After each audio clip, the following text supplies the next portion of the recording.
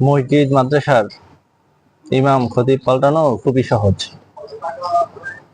খুবই সহজ।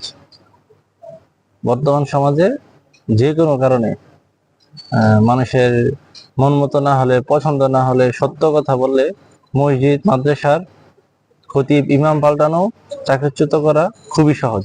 কিন্তু এই মসজিদ মাদ্রাসার কমিটিতে যে সমস্ত সুদখোর, ঘুষখোর, হ্যাঁ, ক্ষমতাবান মানে শাসক শোষক জাতীয় কিছু মানুষ থাকে, এদেরকে কখনই পাল্টানো যায় না। এদের পাল্টানো খুবই কঠিন, এদেরকে পাল্টানো খুবই কঠিন।